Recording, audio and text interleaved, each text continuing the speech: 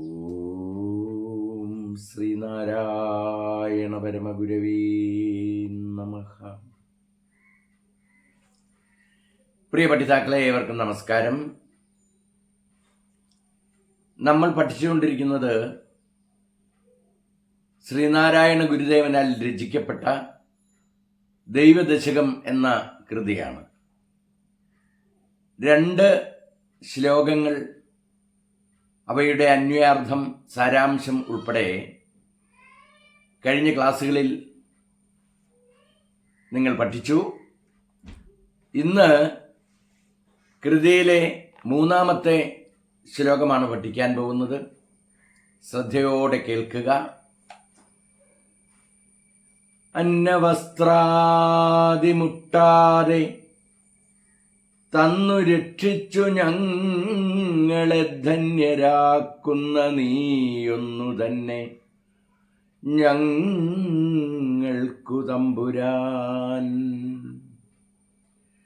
അന്നവസ്ത്രാദിമുട്ടാതെ തന്നു രക്ഷിച്ചു ഞങ്ങളെ ധന്യരാക്കുന്ന നീയൊന്നു തന്നെ ഞങ്ങൾക്കു തമ്പുരാൻ. ഇവിടെ നമ്മുടെ ജീവിതത്തിൽ ദൈവം നൽകിക്കൊണ്ടിരിക്കുന്ന നന്മകളെ പരിപൂർണമായി മനസ്സിലാക്കിക്കൊണ്ട് നാം ദൈവത്തിന് നന്ദി പറയുകയാണ്.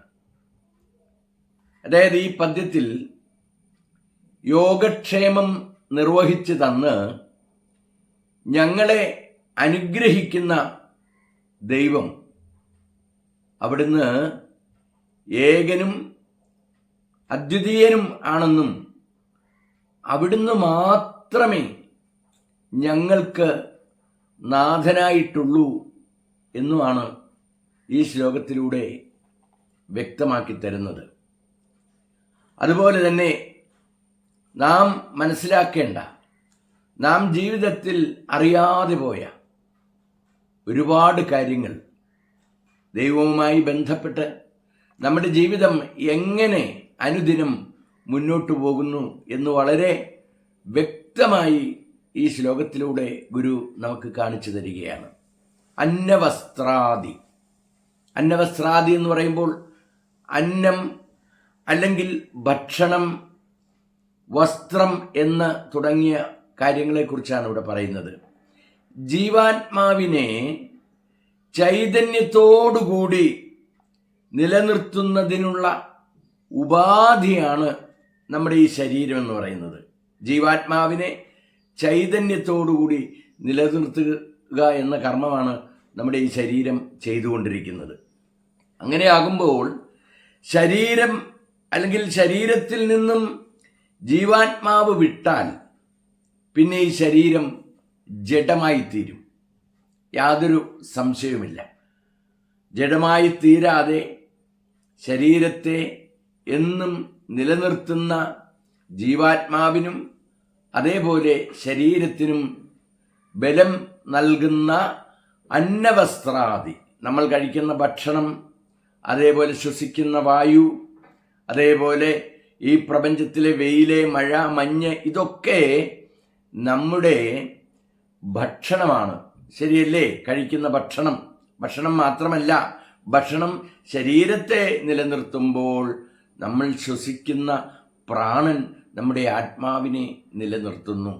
എന്തെല്ലാം കാര്യങ്ങളാണ് മഹാഗുരു ഈ ശ്ലോകത്തിലൂടെ നമുക്ക് പറഞ്ഞു തരുന്നത്.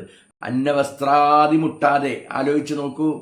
നമ്മൾ അമ്മയുടെ ഉദരത്തിൽ കിടന്നപ്പോൾ അവിടെ നമുക്ക് വേണ്ടതെല്ലാം തന്നില്ലേ? അവിടെ അമ്മയ്ക്കൊന്നും ചെയ്യാൻ സാധിച്ചില്ല, അച്ഛന് ഒന്നും ചെയ്യാൻ സാധിച്ചില്ലെങ്കിലും നമുക്ക് വളരുവാനുള്ള ഊർജം ദൈവം നമുക്ക് തന്നു. നമ്മുടെ ശരീരത്തിന് ആവശ്യമായതെല്ലാം തന്നതോടൊപ്പം തന്നെ കണ്ണ് വേണ്ടടുത്ത് കണ്ണ് തന്നു, കാതുകൾ വേണ്ടടുത്ത് കാതുകൾ തന്നു. നമ്മുടെ ശരീരത്തിൻ്റെ നിലനിൽപ്പിനാവശ്യമായതെല്ലാം തന്ന്, ആരോഗ്യം തന്ന്, സൗന്ദര്യം തന്ന് പുറത്തേക്ക് കൊണ്ടുവന്നിട്ട് ദൈവം കൈപിടുത്തം വിട്ടില്ല. അക്കാര്യം വളരെ വ്യക്തമായി ലോകത്തിന് മനസ്സിലാക്കി കൊടുക്കുകയാണ് മഹാഗുരു. അന്നവസ്ത്രാദിമുട്ടാതെ തന്നു രക്ഷിച്ചു ഞങ്ങളെ ധന്യരാക്കുന്ന, അവിടെയും നമ്മൾ മനസ്സിലാക്കണം, എന്നെയല്ല, എന്നെയും എൻ്റെ കുടുംബത്തെയുമല്ല. ഞങ്ങളെന്ന് പറയുമ്പോൾ ഞാനും എന്നോടൊപ്പമുള്ള സർവ ജീവനുകൾക്കും എന്തെല്ലാം വേണമോ അതെല്ലാം ദൈവം അനുദിനം നമുക്ക് നൽകിക്കൊണ്ട് തമ്പുരാനായി വസിക്കുകയാണ്. തമ്പുരാൻ, ആ ഒരു പദത്തിൻ്റെ അർത്ഥം എന്ന് പറയുന്നത് തൻപുരത്തിൽ, പുരമെന്നാൽ ശരീരം, തമ്പുരാൻ തൻ്റെ പുരത്തിൽ വസിക്കുന്ന ഭഗവാനെ. ഭഗവാൻ വസിക്കുന്നത് നമ്മൾ പഠിച്ചിട്ടുണ്ട്, സർവ്വവ്യാപിയാണ്, സർവശക്തനാണ് ദൈവം. ദൈവം സ്വയം പ്രകാശിച്ചുകൊണ്ട് മറ്റുള്ളവരെ അറിവായ പ്രകാശത്തിലേക്ക് നയിക്കുന്ന തമ്പുരാൻ തൻ്റെ പുരത്തിൽ വസിക്കുന്നത് കൊണ്ടാണ് ഈ ശരീരം നിലനിൽക്കുന്നത്. ഞാൻ ആദ്യം പറഞ്ഞല്ലോ, ഈ ശരീരത്തെ നിലനിർത്തുന്ന ആത്മാവ്, ആ ആത്മാവ് വിട്ടാൽ എല്ലാം തീർന്നു. ആത്മാവാണ് ഇവിടെ ഈശ്വരൻ അല്ലെങ്കിൽ തമ്പുരാൻ എന്ന് പറയുന്നത്. നമ്മുടെ ശരീരത്തിൽ വസിക്കുന്ന തമ്പുരാനെ നാം സ്വയം അറിഞ്ഞുകൊണ്ട് നമ്മൾ ആരാണെന്ന് ഇവിടെ അറിയുകയാണ്. നാമും ദൈവവും തമ്മിലുള്ള വേർപെടുത്താൻ പറ്റാത്ത ബന്ധം കൂടി ഇവിടെ മഹാഗുരു നമുക്ക് മനസ്സിലാക്കി തരികയാണ്.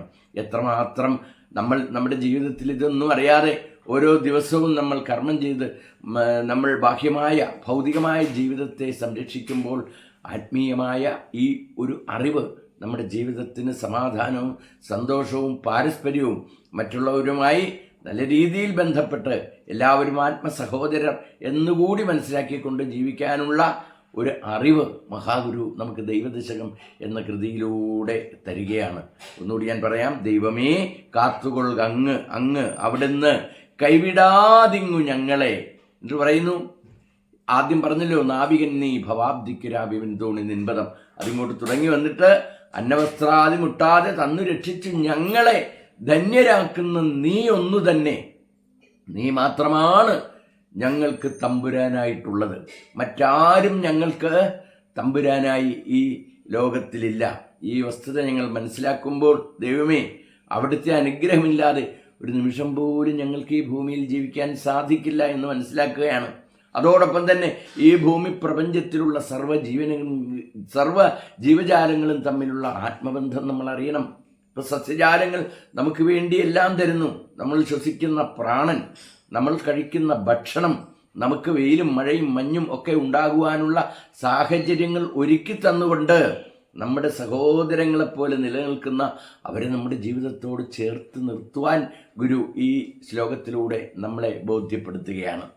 മനസ്സിലാവുന്നുണ്ടോ? ഇപ്പം നമ്മൾ ശ്വസിച്ച് പുറത്തേക്ക് വിടുന്ന കാർബൺ ഡൈ ഓക്സൈഡ് അത് സസ്യജാലങ്ങൾ വലിച്ചെടുക്കുന്നു. എത്ര അത്ഭുതകരമായ സിദ്ധിയാണ് ഇവിടെ നടന്നുകൊണ്ടിരിക്കുന്നത്. നമ്മൾ വലിച്ച് അല്ലെങ്കിൽ ശ്വസിക്കുന്ന ഓക്സിജൻ വലിച്ചെടുത്തിട്ട് പുറത്തേക്ക് കാർബൺ ഡൈ ഓക്സൈഡ് വിടുമ്പോൾ ആ കാർബൺ ഡൈ ഓക്സൈഡ് സസ്യജാലങ്ങൾ ഫോട്ടോസിന്തസിസ് എന്ന പ്രക്രിയയിലൂടെ നമുക്ക് അന്നമായി ആഹാരമായി തരുമ്പോൾ അവിടെ രണ്ട് അത്ഭുതകരമായ സംഗതികളാണ് നടക്കുന്നത്.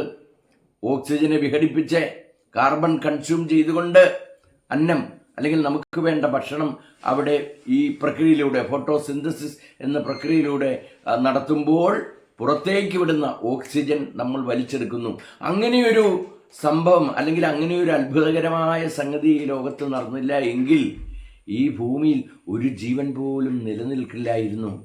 ആലോചിച്ച് നോക്കിയാൽ ഈ ഭൂമി മുഴുവനും കാർബൺ കൊണ്ട് അല്ലെ കാർബൺ ഡൈ ഓക്സൈഡ് കൊണ്ട് നിറഞ്ഞേനെ. നമുക്ക് ജീവിക്കാൻ പറ്റുമോ?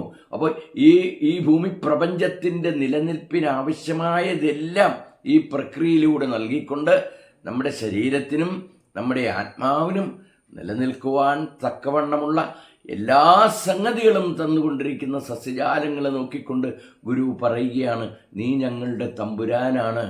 നീ ഞങ്ങൾക്ക് ജീവിതത്തിൽ മറക്കാൻ പറ്റാത്ത എല്ലാം തന്നുകൊണ്ട് ഞങ്ങളെ മാറോട് ചേർത്തുകൊണ്ടിരിക്കുന്ന തമ്പുരാനാണ്. ഞങ്ങൾ അറിയുന്നു, ഇവിടെ നിന്നെ അറിയുന്നു, മറ്റുള്ള എല്ലാത്തിനെയും അറിയുന്നു. ഒരു സൈക്ലിംഗ് സിസ്റ്റത്തിലൂടെ ഈ ജീവിതക്രമത്തെ നല്ല രീതിയിൽ ക്രമപ്പെടുത്തിയിരിക്കുന്ന ദൈവത്തിന് ഇവിടെ നന്ദി പറയാതെ നമ്മൾ എന്തിന് ഈ ഭൂമിയിൽ ജീവിക്കണം എന്നുകൂടി നാം മനസ്സിലാക്കുക. കൂടുതൽ സമയം നമുക്ക് ഈ വ്യാഖ്യാനത്തിന് വേണ്ടി എടുക്കാൻ പറ്റില്ല. 10 മിനിറ്റാണ് നമ്മുടെ ക്ലാസ് ഉള്ളത്. അതുകൊണ്ട് ഈ 10 മിനിറ്റിനുള്ളിൽ നിന്നുകൊണ്ട് തന്നെ ഞാൻ നിങ്ങൾക്കിതിൻ്റെ സാരാംശം ഏകദേശം പറയുകയാണ്. അന്നവസ്ത്രാദിമുട്ടാതെ തന്നു രക്ഷിച്ചു ഞങ്ങളെ ധന്യരാക്കുന്ന നീയൊന്നു തന്നെ. ഇതൊക്കെ ആലപിക്കുമ്പോൾ നമ്മൾ ഒരുപാട് ശ്രദ്ധിക്കണം. ഗുരു എഴുതി തന്നിരിക്കുന്നത് പോലെ തന്നെ അർത്ഥവ്യത്യാസം വരാതെ ഈ കൃതി നമ്മൾ ആലപിക്കണം. കാരണം ഗുരുവിൻ്റെ കൃതികളിൽ വച്ച് ഏറ്റവും പ്രാധാന്യമുള്ള, ഏറ്റവും കൂടുതൽ ലോക ശ്രദ്ധ പിടിച്ച ഒരു കൃതിയാണ് ദൈവദശകം. ദൈവദശകം എന്നാണ് ഉച്ചരിക്കേണ്ടത്, എന്നാൽ നമ്മൾ സാധാരണ പറയുന്നു ദൈവദശകം. 10 ശ്ലോകങ്ങൾ കൊണ്ട് ഈ ലോകത്തെ അറിവിൻ്റെ ഉന്നതിയിലേക്ക് കൈപിടിച്ചു കൊണ്ടുപോയിരിക്കുകയാണ് മഹാഗുരു. എല്ലാ കാര്യങ്ങളും, പ്രപഞ്ച രഹസ്യം മുഴുവനും ഇതിൽ ഉൾപ്പെടുത്തിക്കൊണ്ട് ദൈവമില്ലെങ്കിൽ നമ്മളില്ല എന്ന വലിയ ഒരു അറിവ് നമുക്ക് തരികയാണ്. അന്നവസ്ത്രാദിമുട്ടാതെ തന്നു രക്ഷിച്ചു ഞങ്ങളെ ധന്യരാക്കുന്ന നീ ഒന്ന് തന്നെ ഞങ്ങൾക്ക് തമ്പുരാൻ. ഇതിലും വലിയ ഒരു കാര്യമുണ്ടോ? നമ്മുടെ ജീവിതത്തെ നിലനിർത്തുവാൻ നമുക്കാവശ്യമായതെല്ലാം ഒരുക്കി തന്നുകൊണ്ട്, നമ്മുടെ ജീവിതത്തിന് ആവശ്യമായ എല്ലാ ഷെൽട്ടറും തന്നുകൊണ്ട് സർവശക്തനായ ദൈവം നമ്മുടെ കൈ പിടിച്ചിരിക്കുന്നു. ആ ഓർമ്മ ഒരിക്കൽ പോലും നമ്മളിൽ നിന്ന് പോകരുത്. ആയതിനാൽ ഈ കൃതി കഴിയുമെങ്കിൽ എല്ലാ ദിവസവും നിങ്ങൾ ആലപിക്കുക, ഈ ക്ലാസ് കേൾക്കുക, കാര്യങ്ങൾ മനസ്സിലാക്കുക. എല്ലാവർക്കും നന്മ വരട്ടെ എന്നാഗ്രഹിച്ചുകൊണ്ട് നിർത്തുന്നു. നന്ദി, നമസ്കാരം. ഗുരുധർമ്മം ജയിക്കട്ടെ.